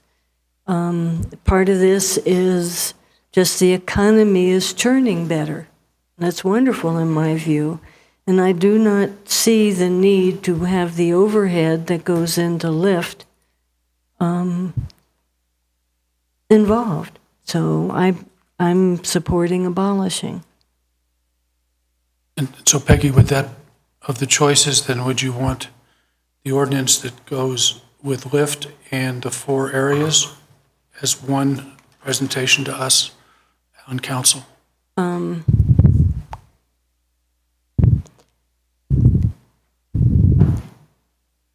I'd like one, but I think logistically, if council has the option to vote on each one,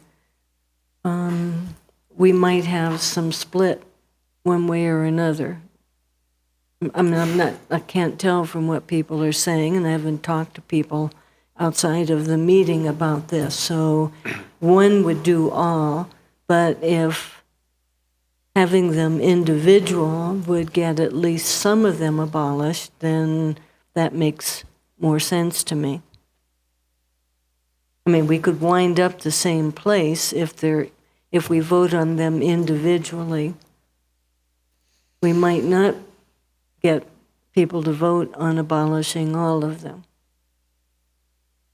So you would, That makes you would sense. prefer to have five ordinances then presented, Lyft and 4 areas? Yeah. What, Lyft and the 4 areas together, or Lyft by itself and each of the 4 areas? I interpret it as the second. I think Lyft and the 4 areas separate. Okay. I could be willing to change my mind, but that's what I'm thinking. Can I point out some realities that, Yeah, let me just see if we have anybody else, and then we'll give you a second shot. Jerry? Yes, thank you. When we were going through the urban renewal over the last 2-3 years, whatever it was, the vote always came down to 4-3 in approval. So it's never been a highly favorable thing by the past councils in recent years. And the citizens tree, it really divided a lot of folks. I think a lot of folks are still divided. I think the presentation that we had on our economic updates tonight was very good. It shows a lot that is going on. We're told that our departments are very busy with new development and projects that are coming to the city. The developers right now, we're told that they don't want to come here, but yet we are very busy with a lot of stuff. Maybe the larger projects would like to see projects that are welcomed. The Grove was an interesting project. Citizens did want to input, but they were not allowed to do their input for various reasons. Some of them were legitimate and some of them were not legitimate. As far as what we're going to do now, I would be in favor of having the individual areas come to us on abolishment. Not the Lyft, but on the abolishment of each of the 4 areas. That's what I'd be in favor of, coming back to us in October. Yeah, so that's the 5 ordinances, the one for Lyft and one each for each of the 4 urban areas? Yes. That's it. Same as Peggy has just said. Yes. Okay. Just coming to me, just some comments. Streets of South Glen's come up a couple different times. Streets of South Glen uses its TIF, and it's a property TIF, 75-25. 25% of it goes to the city and 75% of it goes to a metro district. They used a metro district in order to do those kinds of negotiations that resulted in the kind of outcome that they have. Once they had negotiated the metro district, once the metro district had been established, then, and also that the zoning had been established, then they went to urban renewal to see if there were ways to make it as a financing mechanism and as a means to help finance the destruction of the former South Glen buildings and et cetera that were part of the blight. So that's how that worked, 75-25. Ours, to the best of my understanding, are 100%. 100% sales tax, 100% property tax for the three that exist. That was written into them. To me, making any kind of decision like a 75-25 or something like that is a major modification that requires a vote. So you keep coming back on this circle to it requires a vote. And I think that's part of the issue.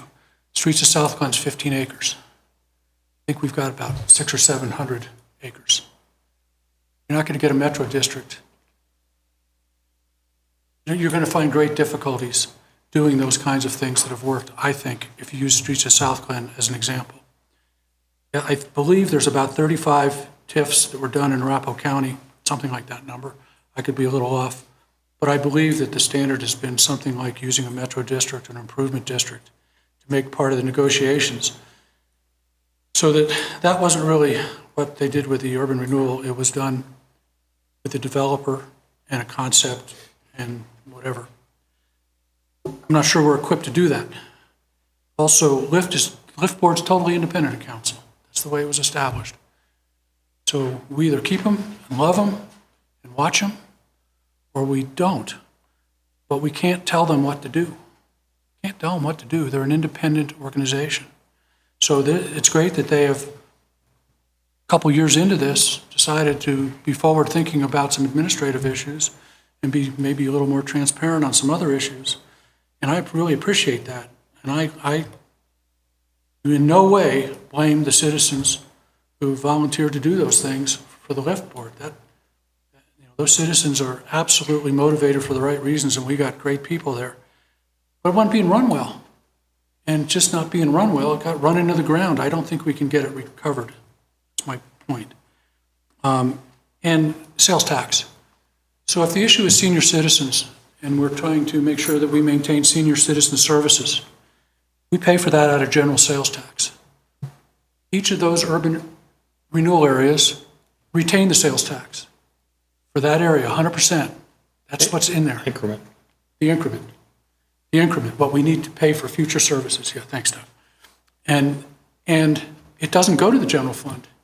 So it doesn't go to help the future demands on omnibus or maybe what are general citywide senior services.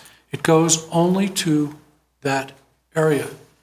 So if you're talking about tight budget issues and you're talking about some real challenges in the general operationals for the city paid for by the revenues primarily of sales tax, understand that any increase in sales tax in the future in those areas for the next 25 years, because the clock is ticking now, doesn't come to help the city out in those areas. Period. Period. And when you begin to say, well, wait a minute, we could probably change that, it's an election by our charter, because we're changing a major modification. We've got to get to the realities of what it is we have now. This is not against any potential economic development. I'm so proud of what our economic development department's doing. They've been doing it for several years. They've started with economic gardening. It's been a tradition in the city. We're not giving any of that up. What we have done is we've created a niche that isn't serving us well. Also, just my final comment is it's about sales tax. It's about sales tax. When we start to look at these revenue issues, it's about sales tax. It's not about high-density housing. It's not about some of the other things that have been proposed. And that was one of the proposals of Columbine that went to the last LIFT meeting. It was residential. It's not helping us. So we got to get real serious about what's going to help us in the future, where our shortcomings are, and it's in our operations. It's not going to be helped by 25-year clock ticking on all incrementals for property and sales tax limited to those very specific areas. They're just not helping us. A 15-acre area like South Glen with a developer that's really interested in a place that needs a lot of work because it is blighted, that's the kind of thing that absolutely will work, and it will require a vote of the people because it's in the charter. But I can't see how it doesn't require a vote of the people in what we have now, and it's not nearly as workable. So I just think looking at those things, I feel we're going to move stronger in the future with economic development. We're going to provide more opportunities, I believe, by undoing what has cost us $300,000. $300,000. All the money that was in the riverfront initially fell into it as the new lift, because riverfront is the lift. Lift is the riverfront as they were continued, plus the $150,000 loan from council. So we've spent a lot of money toward future senior services, towards needs in the community, and towards all these things we're talking about, and we don't have a thing to prove for it.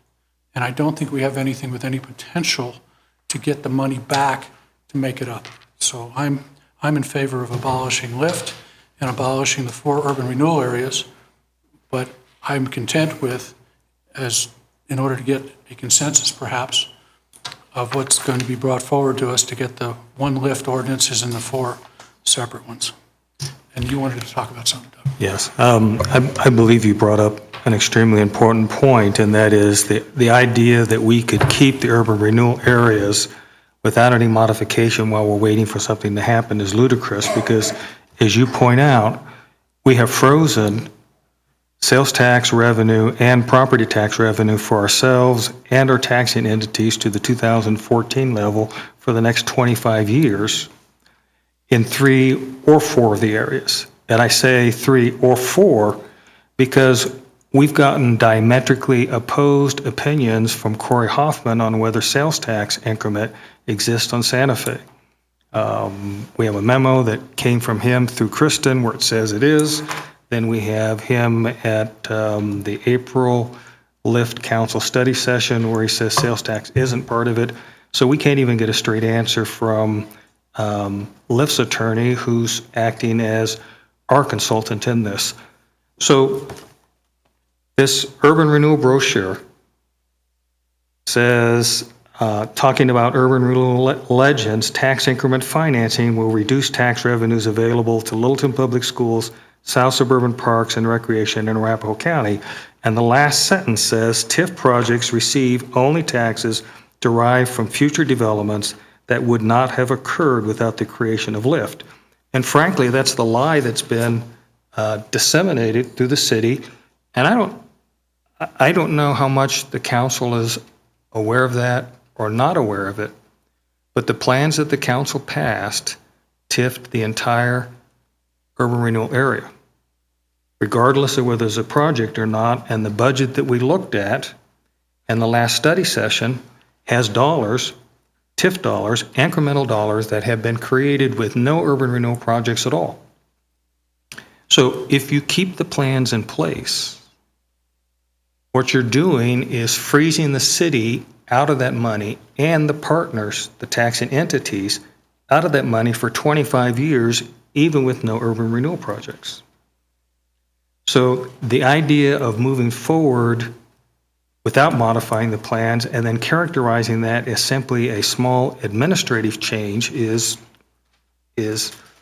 absurd, because to modify the plans, you're going to have to go to the voters and get a ratification, and then you're going to have to explain to the voters how you got in that spot in the first place and why you put out information that's clearly been shown to be untrue by the data and the money that we've collected.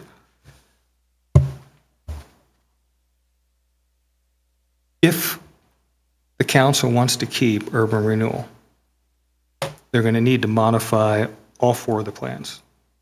The plans for the part of tax increment, if nothing else. The plans are so poorly done, and the process was so haphazard that we don't know what properties are in the plans and what properties aren't in the plans. we can't get a straight answer from Corey Hoffman that he will stick to for more than a month or two on what kind of tax increment financing exists. We have a charter amendment that requires ratification of changes to the plan if that changes tax increment financing, which is what this is going to be. You can't even modify the Santa Fe plan without triggering that, contrary to what the advice that Corey Hoffman is giving the Lift Board. So at this point in time, from my viewpoint, what the city's doing is squandering its credibility on plans and a process where even the city's own Urban Renewal Board has no idea what it is that the city's trying to accomplish, because their short-term goals are to get the council to tell them what it is that they intend to do with urban renewal. And the fact that we have 4 plans passed that have been passed for more than a year, and you have Lyft coming back to you and saying, what is it that you really want to do, while at the same time you're freezing tax revenues that go to the city and the taxing entities, is terrible.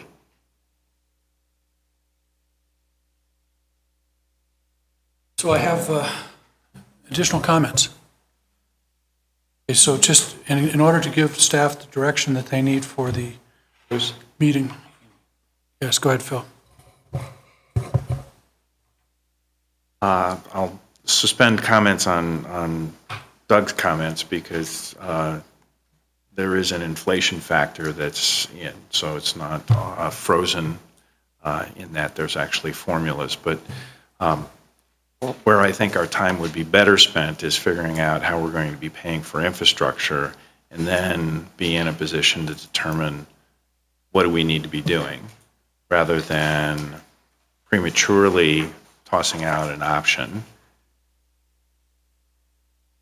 And so I thought, in sequencing our discussion, I think we should have the substantive discussion on how are we going to be paying for infrastructure going forward. And the priorities that we've set correspond to at least 3 of the plan areas with regard Columbine Square, and taking a look along Bellevue, talking about Littleton Boulevard, and talking about Broadway. And those are the 3 priority areas that the council set. I think we would be better served and better serving the citizens by first having a discussion as to how we're going to pay for it, rather than spending time on something that might be a possibility as an option and tossing that out before we figured out, geez, what are we going to actually be doing to pay for it? Comments? Agree with Phil.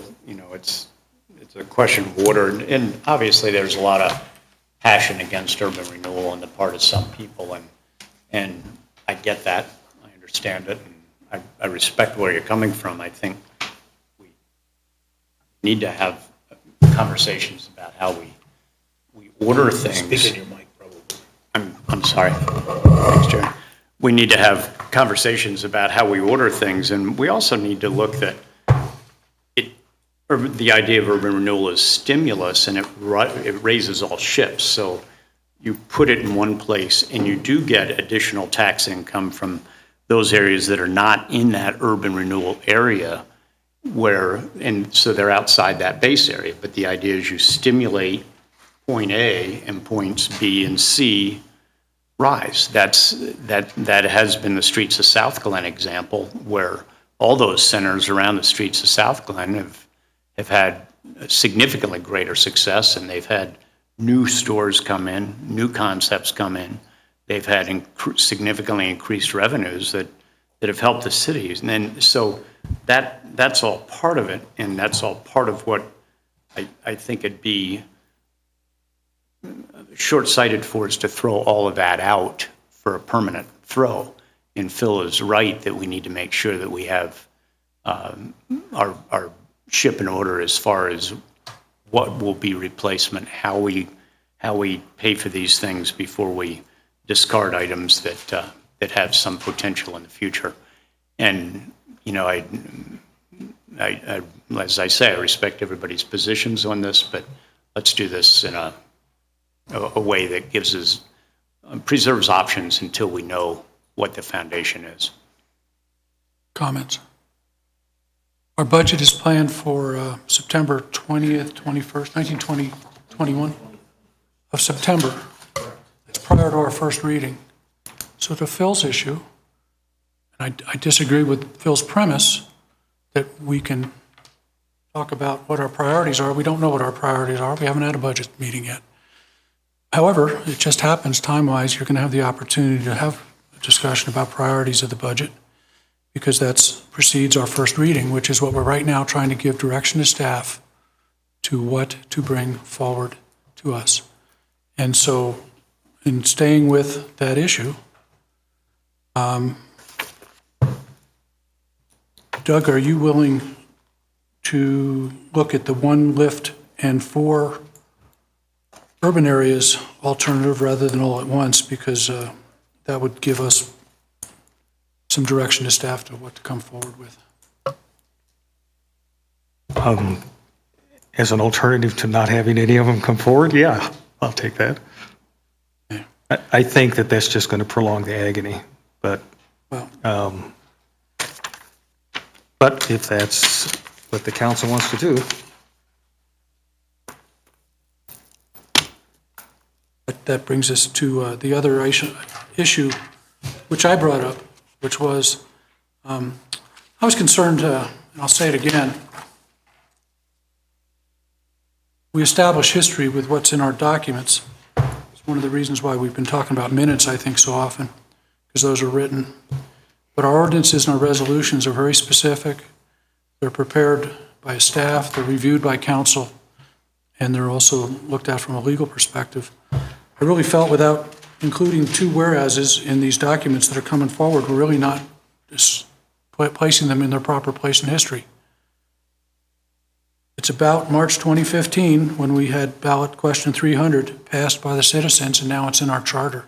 That is a change that has caused, I think, a significant piece of this discussion and deserves at least a whereas mention. And then also in June 2016, we lost a discussion about what agricultural land was in Arapahoe County Court, and it affected significantly one urban area.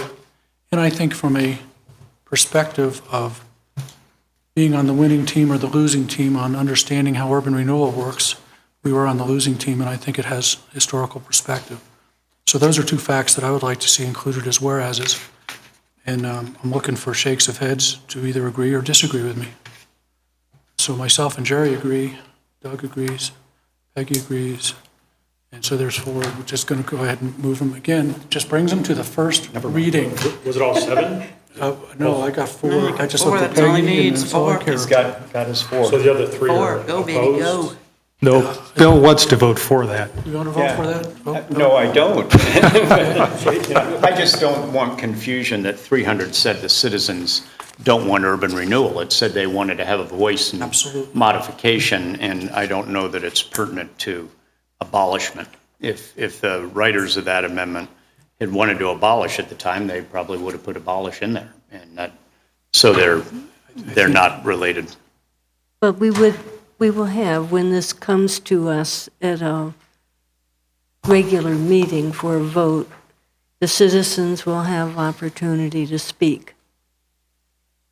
Sorry, Carol, you couldn't hear. So I said, the citizens will have opportunity to speak when this comes to us at a regular meeting. And anybody also can email council if they can't come to the meeting. They can email, share their views, and we share them with the city clerk for inclusion in the public record. Absolutely. Absolutely. Does anybody have any questions or comments for Mike? Just clarification on the additional whereas clauses. The Santa Fe, the lawsuit regarding the Santa Fe plan, do you want that inserted just into the Santa Fe ordinance, the Santa Fe plan ordinance, or is the desire to have it recognized in all the plans? My intent was to have them in all of them because I think it set a tone. If somebody didn't understand that, would like to withdraw their support of it, let me know. Okay, this gets us to a first reading, folks. The first reading, reiterate what Peggy said, it puts it on the public, gives it a hearing. We could just get something to 2 sessions of a regular meetings of council. I do want to give the acting city manager a moment to talk about something, Tiffany, and the 6 months in that. Yeah, Mike, before you leave there, just want to make a clarification. So if it is the council's intent here to abolish urban renewal, including the lift board here, we're going to need to maintain the board here for a period of time. So you might touch on that, please, just the 6 months. Pardon me. If council does desire to abolish LIFT, there is a requirement that we keep the organization alive for approximately 6 months to ensure that all the financial obligations are met and other organizational obligations are met. So do you want to cover how you're... Yeah, and just specifically that, I guess if, again, going down that path, and we'd have to have somebody within finance to kind of work with that transition here to make sure we understand financially how that would happen. So we have some people within our department here would help with that effort. So that, if I'm remembering, it's the statutes require the abolishment 6 months after the vote. I think that's... I believe it's at a minimum of 6 months, you have to keep it alive, and just to address those issues. Any other comments? We're adjourned.